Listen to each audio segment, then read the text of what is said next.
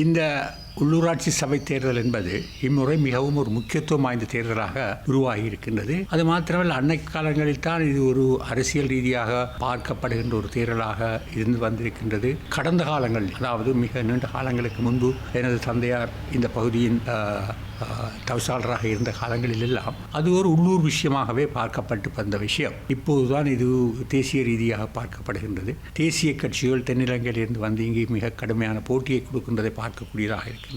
இது ஒரு ஆரோக்கியமான விஷயம் அல்ல. இன்று பாராளுமன்ற தேர்தலிலே மிக பெரும்பான்மையாக ஜேவிபிக்கு வாக்களித்து தமிழ் மக்கள் மிகப்பெரிய ஒரு தவறை விளைத்திருக்கின்றார்கள். அதை அவர்கள் இப்போது நன்றாக உணர்ந்திருக்கின்றார்கள். பலருடன் கதைக்கின்ற போது அது நன்றாக தெரிகிறது. ஏனென்றால் ஜேவிபி நடந்து கொள்கின்ற விதை, அவர்கள் அந்த வெற்றியை பாவிக்கின்ற விதம், சர்வதேச ரீதியாக கூட தமிழ் மக்கள் முழுமையாக தங்களுடன் நிற்கின்றதாக ஒரு பிரசாரம் செய்கின்றால் அதில் உண்மையும் இருக்கின்றது. இப்போது மக்கள் அதை மாற்ற வேண்டும் என்ற ஒரு எண்ணப்பாட்டிலே இருக்கின்றார்கள்.